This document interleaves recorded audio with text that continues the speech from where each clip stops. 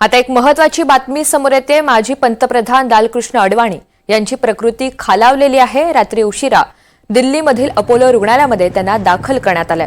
96 वर्ष भाजपचे ज्येष्ठ नेते लालकृष्ण अडवाणी यांच्यावर न्यूरोलॉजी विभागाचे वरिष्ठ सल्लागार डॉक्टर विनीत सुरी यांच्या देखरेखीखाली सध्या उपचार सुरू आहेत।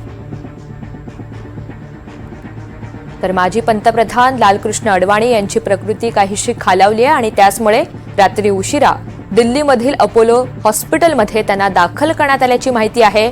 96 वर्ष भाजपचे ज्येष्ठ नेते लालकृष्ण अडवाणी यांच्यावर न्यूरोलॉजी विभागाचे वरिष्ठ सल्लागार डॉक्टर विनीत सुरी यांच्या देखरेखीखाली सध्या उपचार सुरू आहेत।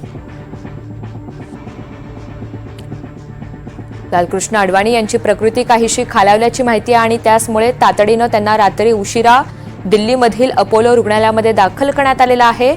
त्यांचं वय सध्या 96 वर्ष इतकं आहे। भाजपचे ज्येष्ठ नेते लालकृष्ण अडवाणी यांच्यावर सध्या उपचार सुरू आहेत।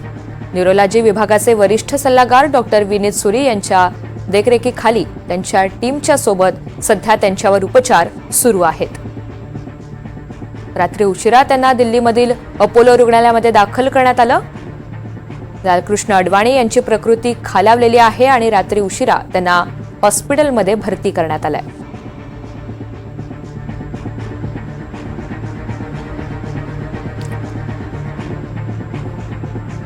न्यूरोलॉजी विभागाचे वरिष्ठ सल्लागार असलेले डॉक्टर विनीत सुरी यांच्या देखरेखीखाली उपचार सध्या सुरू आहेत। अधिकची माहिती रामराजे शिंदे आपल्याला देतील। रामराजे, बिलकुल ज्येष्ठ नेते आहेत लालकृष्ण अडवाणी आणि मागील 5 महिन्यामध्ये 4 ते 5 महिन्यामध्ये साधारणतः 3 ते 4 वेळा त्यांना ऍडमिट करण्यात आलेला आहे। 3 तारखेला पण अपोलो हॉस्पिटलमध्ये 3 जुलैला अपोलो हॉस्पिटलमध्ये ऍडमिट केलं गेलं होतं।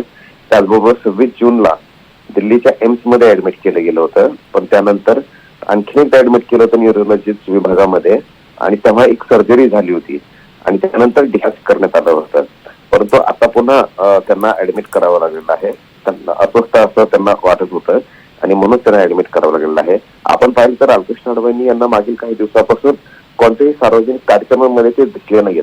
त्यांना भारतरत्न देण्यात आला होता 30 मार्च रोजी, परंतु त्यांची प्रकृती ठीक नसल्यामुळे ते राष्ट्रपती भवनातल्या कार्यक्रमाला येऊ शकले नाहीत आणि म्हणून त्यांच्या निवासस्थानी जाऊन पंतप्रधान नरेंद्र मोदी, त्याचबरोबर राष्ट्रपती आणि गृहमंत्री अमित शाह यांनी भारतरत्न दिला होता। आणि मोठे नेते भाजपचे, परंतु प्रकृती ठीक नसल्यामुळे वारंवार त्यांना ऍडमिट करावं लागत आहे। थोड्याच वेळामध्ये अपोलो हॉस्पिटलमधून बुलेटिन जारी केलं जाईल आणि त्यामध्ये त्यांची प्रकृती स्थिर आहे का हे स्पष्ट केलं जाईल। निश्चित। रामराजे, धन्यवाद सविस्तर माहितीसाठी।